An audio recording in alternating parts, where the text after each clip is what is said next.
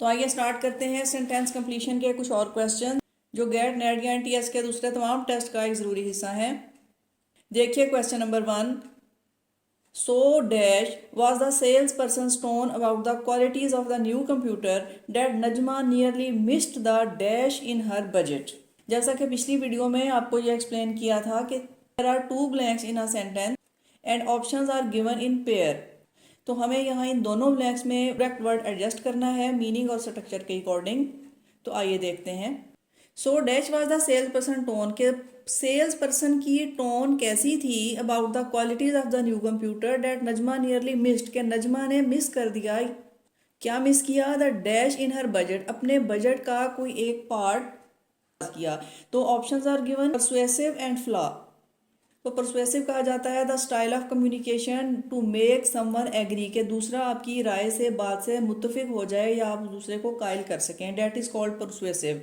And flaw mean के खराबी, कोई कमी। ऑप्शन बी अडाप्टेड एक्यूरेसी, क्या सेल्स पर्सन की टोन एडेप्टिव थी और वो अपने और नजमा ने अपने बजट की एक्यूरेसी को मिस किया, ये भी हो सकता है। सेल्स पर्सन की टोन हार्श, क्या हार्श हो सकती है? तो सेल्स पर्सन कभी भी हार्श टोन में बात नहीं करते और उसने अमाउंट इन हर बजट, अपने बजट की अमाउंट को नज़रअंदाज किया। Second option, second word fit हो सकता है but first word harsh is not suitable here. And option D irritating and greatness, क्या सेल्स पर्सन की टोन इरिटेटिंग थी और नजमा ने मिस किया ग्रेटनेस इन हर बजट? अगर हम इन ऑप्शन बी सी डी को देखें तो these are not accurate. Option B C के अगेंस्ट जब हम ऑप्शन ए को देखते हैं परसुएसिव एंड फ्लॉ के सेल्स पर्सन की टोन इतनी परसुएसिव थी, इस कदर कायल कर देने वाली थी कि नजमा अपने बजट की में होने वाले फ्लॉ को मिस किया। नजमा ने कि उसके बजट में क्या खराबी होने वाली है, उसने इस फ्लॉ को मिस किया। ऑप्शन ए में दोनों वर्ड हमें सूटेबल दिखाई देते हैं। Option A is the correct option. Question number 2. Salma's house looked as though it had been dashed from a rag bin. Her expensive burner was her sole dash of luxury. Salma का house looked दिखाई देता था as though, जैसा कि it had been dash from a rag bin. Rag bin कहा जाता है एक ऐसा बिन जिसमें ट्रैश इकट्ठा किया जाए। हर एक्सपेंसिव बर्नर के उस एक एक्सपेंसिव बर्नर ऐसा था। Was her soul dash, soul यानी कि एक वाहिद इकलौता, डैश ऑफ हर लग्जरी। तो इसमें जो कीवर्ड हमें दिखाई देता है वो रैग बिन। तो आइए ऑप्शंस को देखते हैं। क्लीन एक्सपेंसिव, कि क्या उसका घर बहुत ही रैग बिन से क्लीन किया गया, साफ किया गया दिखाई देता था। और एक्सपेंसिव बर्नर, क्योंकि एक्सपेंसिव बर्नर का ऑलरेडी जिक्र कर लिया गया है तो दोबारा से एक्सपेंसिव का वर्ड यूज नहीं होगा। Her soul expensive of luxury, तो ऑप्शन ए सही नहीं है। Option B computerised and cost, के क्या ये उनका घर कंप्यूटराइज था और her soul cost of luxury, तो ये ऑप्शन भी सूटेबल नहीं है। मॉडर्नाइज एंड सिंबल, के रैग बिन से मॉडर्नाइज उसका घर कर लिया गया और her soul symbol of luxury, तो सेकंड ऑप्शन सिंबल ठीक हो सकती है बट मॉडर्नाइज सूटेबल नहीं है। Option D salvaged and sign, salvaged from a rag bin, salvage का मतलब है सेव्ड फ्रॉम समथिंग, के किसी चीज से जो कि रेस्क्यू कर लिया जाए, बचा लिया जाए। And sole sign of luxury, ये sole sign of luxury is the correct word. ये साइन का वर्ड सेकंड ब्लैंक के लिए सूटेबल है और इसी तरह salvage, salvage is the suitable word for the first blank and sign seems correct for the second blank. तो ये दोनों ब्लैंक्स में सूटेबल दिखाई देने वाले word are salvage and sign, that's why option D is the correct option. Question number 3. The applicant answered tough questions with dash candor, winning over many interviewers who had previously spotted his rival. ये एक easy और clear sense देने वाला sentence है कि applicant answered tough questions, के applicant ने बहुत मुश्किल क्वेश्चंस के आंसर्स दिए with dash candor, winning over many interviewers, और बहुत से इंटरव्यूअर्स को विन किया, जीत लिया, हु हैड प्रीवियसली स्पोर्टेड, जो कि इससे पहले स्पोर्ट कर चुके थे हिज राइवल। राइवल मीन उसके अपोजिट, उसके मध्य मुकाबिल शख्स को। ऑप्शंस आर गिवन प्लान, क्या उसने प्लान कैंडर से विन किया, क्या इम्पेशेंट कैंडर से विन किया। अनइंटेंशनल, एप्लीकेंट का इम्पेशेंट होना एक पॉजिटिव साइन नहीं है। अनइंटेंशनल, जी अनइंटेंशनल कैंडर हो सकता है, यानी कि वो इतने पुरएतमाद थे कि उन्हें जिसका उन्हें खुद पता नहीं था, तो ये पॉसिबिलिटी भी हो सकती है। And option D disarming confidence, अगर हम डिसआर्मिंग कैंडर को जब हम ज्वाइन करें तो disarming candor is used as an idiom, idiom की तरह से यूज किया जाता है, जिसका मतलब है कि ग्रेट कॉन्फिडेंस, बेहद एतमाद, के उसने इस कदर बाएतमाद वे में टफ क्वेश्चंस को आंसर किए, इंटरव्यूअर्स ने अपने ओपिनियन को चेंज कर लिया। तो correct option is the option D, disarming. और it was difficult to imagine Jamila dash women as a psychiatrist listening while others talked was not her style. Sentence को समझने में थोड़ी कंफ्यूजन हो सकती है। इसका मतलब ये है it was difficult to imagine Jamila, क्या जमीला को इतना सा इमेजिन करना कुछ मुश्किल था डैश वुमेन। अब वो कैसी वुमेन है देखते हैं। एज अ साइकेट्रिस्ट, कि as a psychiatrist listening while others talk, जब दूसरे बोलते हैं तो उन्हें सुनते हुए, वॉज नॉट हर स्टाइल, जो कि उनका स्टाइल नहीं है। अब हमें ये आइडिया मिलता है कि ये उनका स्टाइल नहीं था कि दूसरे बात करें और वो उसकी बात को सुने, बट एज अ साइकेट्रिस्ट चूंकि ऐसा करना ज़रूरी है। तो आइए देखते हैं कि क्यों ये डिफ़िकल्ट है जमीला के लिए। Option A talkative, option B cheering, option C smiling and option D aggressive. कि क्या जमीला एक टॉकेटिव वुमेन है? जी हो सकती हैं। चीयरिंग वुमेन ये भी हो सकती हैं, स्माइलिंग वुमेन हो सकती हैं, अग्रेसिव वुमेन ये भी हो सकती हैं। लेकिन चूंकि हमें नेक्स्ट पार्ट से ये आइडिया मिलता है कि वो दूसरों को बात करते हुए सुनना ये उनकी हैबिट नहीं है, तो ये किसकी हैबिट नहीं हो सकती? यकीनन ये किसी टॉकेटिव पर्सन की हैबिट नहीं हो सकती। तो करेक्ट ऑप्शन होगी option A talkative, talkative women. The rumor that the corporation was close to the dash caused panic among the creditors and stockholders. One blank is here. Rumour यानी कि अफवाह, एक उड़ती हुई खबर। That the corporation was close to dash, के corporation किस चीज़ के इतना क्लोज थी? कॉज्ड पैनिक, के जिसने एक पैनिक कॉज किया। The creditors and stock holders, creditors and stock holder जो कि अपनी इन्वेस्टमेंट किए हुए थे किसी कॉर्पोरेशन में, उनमें पैनिक कॉज हुआ कि उनकी कॉर्पोरेशन किस चीज़ के क्लोज थी। Option a new venture, new venture mean something new, new policy, new course, bankruptcy यानी कि वो दिवालिया होने के करीब थे। डिवाइडेंड डिक्लेरेशन, या वो अपनी डिक्लेरेशन में अपने मंशूर में डिवाइड हो रहे थे। एनुअल बोर्ड मीटिंग, या फिर वो एनुअल बोर्ड मीटिंग के करीब थे। तो देखें बोर्ड मीटिंग के करीब होने से क्रेडिटर या स्टॉक होल्डर को कोई पैनिक क्रिएट नहीं हो सकता। अगर डिवाइडेंड डिक्लेरेशन है तो हो सकता है, लेकिन हो सकता है उन्हें कुछ परेशानी हो सकती है, लेकिन वो पैनिक नहीं होंगे। इसी तरह अगर कोई न्यू वेंचर, कोई न्यू पाथ या न्यू पॉलिसी भी लॉन्च की जा रही है तो भी उनके पैनिक होने की कोई ऐसी कॉज नहीं है। वो पैनिक सिर्फ इस सूरत में होंगे अगर उन्हें ये र्यूमर मिलती है कि corporation is close to bankruptcy, कि अगर वो कॉर्पोरेशन बैंकरप्सी के करीब है और वो ख़त्म होने वाली, दिवालिया होने वाली है, तो डेफिनेटली ये पैनिक कॉज करेगी क्रेडिटर्स और स्टॉक होल्डर्स में। Correct option is option B bankruptcy. Question number 6. A bus driver on Murray roads should have dash trouble ahead when the road dash into a blind path. के मरी की roads पर एक bus driver should have dash trouble ahead, उसे क्या अपने सामने रखना चाहिए? trouble ahead when the road dash into a blind path। तो यहाँ टू ब्लैंक्स आर गिवन। तो आइए ऑप्शंस को देखते हैं। एक्सपेक्टेड एंड ट्रांसफॉर्म्ड, कि क्या उसको ट्रबल एक्सपेक्ट करनी चाहिए और उसका road transformed into a blind path, road जो है वो ब्लाइंड पाथ में ट्रांसफॉर्म हो रही हैं। सीन ट्रबल अहेड, क्या वो पहले से ही ये ट्रबल्स को अपने सामने देख लेना चाहिए। And collapsed, road collapsed into a blind path, road transform या कोलैप्स नहीं होती। ऑप्शन सी इंट्रोगेटेड एंड ग्रू, क्या उसे इंट्रोगेटेड पहले से ही क्वेश्चन करने चाहिए आने वाली ट्रबल्स में। And road grew into a blind path, तो रोड्स के लिए ग्रू का वर्ड भी सूटेबल नहीं है।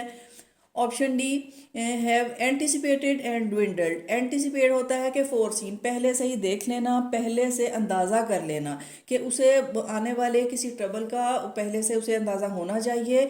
And the road dwindled into a blind part, dwindle mean जो कि स्लोली किसी चीज़ का कम होते होते ख़त्म हो जाना, that is called dwindled. Road slowly ख़त्म होती चली जा रही है एक ब्लाइंड पाथ की जानिब, तो ड्राइवर को इस बात का अंदाजा होना चाहिए। Option D can be correct, ये सही हो सकता है। And option E enjoyed and shrink, के क्या हैव इंजॉयड ट्रबल हेड, क्या वो मुश्किलात को उसे इंजॉय करना चाहिए पहले से ही। And road shrink into a blind path, और रोड ब्लाइंड पाथ पे श्रिंक होती चली जा रही हैं। यहाँ हमें जो सबसे सूटेबल ऑप्शन दिखाई जाती है वो है option D anticipated and dwindled. Transform, collapse, grew और श्रिंक ये वर्ड रोड्स के लिए सूटेबल नहीं है। रोड्स के लिए ड्विंडल का वर्ड ज़्यादा सूटेबल हो सकता है कि वो कम होते होते किसी ब्लाइंड पाथ पे अगर वो ख़त्म होने जा रही है। And driver should have anticipated, के ड्राइवर को पहले से ही इसे फोरसीन कर लेना चाहिए। Option D is the correct option. Question number 7. The softness of the early morning light the room making it larger and cozier at once. Softness of the early morning light, के early morning light की softness, वो shine dash the room, उसने room को क्या कर दिया, making it larger and कोजियर at once, के वो अचानक से ही बड़ा और कोजियर गर्म लगने लगा। Cozier mean warm and comfortable. Scattered, transform, transgenic, classifying, glared, तो क्या उस मॉर्निंग लाइट ने उसे स्कैटर किया रूम को, तो ये सूटेबल नहीं हो सकता। ट्रांसफॉर्म, जी ट्रांसफॉर्म कर सकता है। ट्रांसजेनिक, ये भी सूटेबल नहीं है। क्लासीफाइंग, क्या क्लासीफाई करता है, तो वो नहीं कर सकता। ग्लेयर्ड मीन रोशन, जी रोशन कर सकता है। बट चूंकि हमें इस आइडिया ये मिलता है कि मॉर्निंग लाइट और सॉफ्टनेस का जिक्र किया गया है, क्योंकि ये it is a soft morning light. रोशन तो उसने किया है, लेकिन ग्लेयर्ड इसलिए नहीं हम कह सकते हैं कि क्योंकि सॉफ्टनेस का जिक्र किया गया है। The softness of the early morning, ये अर्ली मॉर्निंग की एक सॉफ्ट लाइट है, why glare is not suitable here. और सेकेंडली उसने चेंज किया है रूम को लार्जर एंड कोजियर एट वंस, तो more suitable word is transformed. That's why option B is the correct option, transformed. Question number 8. Where Shahida's dash personality made it difficult for his classmates to accept Javed ingratiated himself with his sweetness and modesty. Shahid dash personality made it difficult, कि शाहिद की personality कुछ ऐसी है कि उसने मुश्किल, उसके classmates के लिए कुछ मुश्किल हो गया है उसे एक्सेप्ट करना।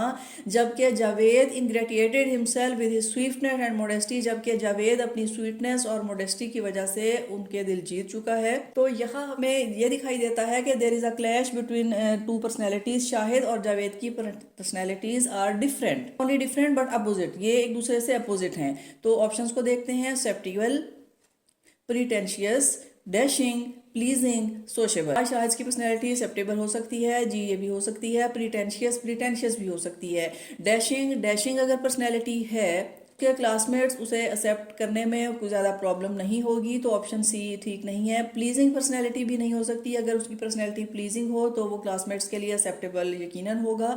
इसी तरह सोशेबल होने का भी हमें आइडिया नहीं मिलता कि शाहिद बहुत सोशेबल है। अगर सोशेबल है तो डेफिनेटली उसे पसंद किया जाएगा। तो two options that may choose, susceptible and pretentious. अगर हम इनग्रेटिएटेड के अपोजिट को देखें तो pretentious is the opposite of ingratiated. तो अगर हम सेप्टिबल को चूज करते हैं then it is a harsh word, ये ज्यादा हार्श होगा। जबकि प्रीटेंशियस को अगर चूज किया जाए, इट मीन के शायद जैसा खुद को शो करते हैं वैसा है नहीं, तो उनकी पर्सनैलिटी एक प्रीटेंशियस पर्सनैलिटी है।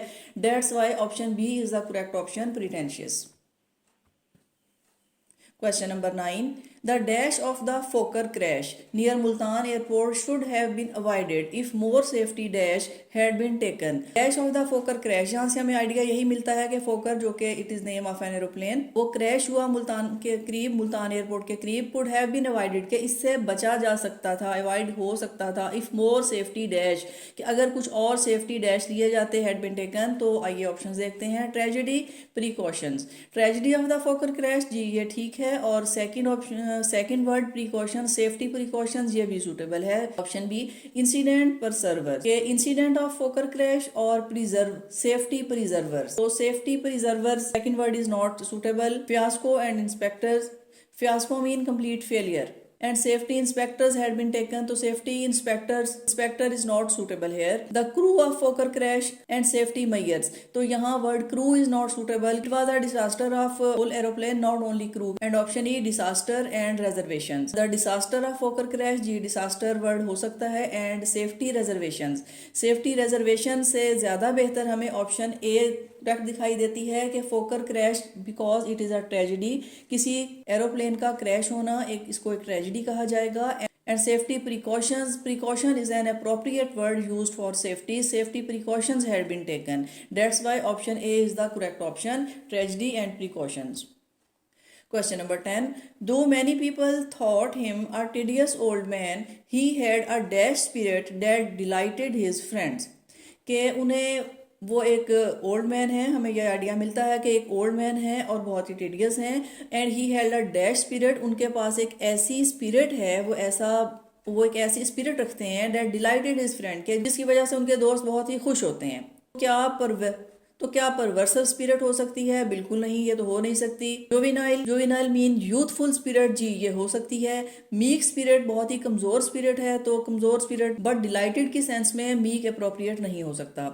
लेडन स्पिरिट, लेडन मीन डल, क्या कोई बहुत ही डल या बोरिंग किस्म की स्पिरिट रखने वालों से उसके फ्रेंड डिलाइट होंगे? तो नहीं होंगे। यूथफुल स्पिरिट, जी, यूथफुल स्पिरिट हो सकती है। अब अगर हमें कन्फ्यूजन हो सकती है ऑप्शन बी और ऑप्शन ए में कि जुवेनाइल या यूथफुल, तो स्पिरिट के लिए जो ज़्यादा सूटेबल वर्ड है वो है यूथफुल स्पिरिट। करेक्ट ऑप्शन होगी option E, youthful. Question number 11, for his diligent work in chemistry professor Jahangir was lauded at the banquet as dash of the year is here and very simple and clear sentence के doctor Jahangir की बहुत ही डेलिजेंट work in chemistry और उनका subject बताया गया है जो कि केमिस्ट्री था, उनको डैश ऑफ द ईयर का अवार्ड दिया गया।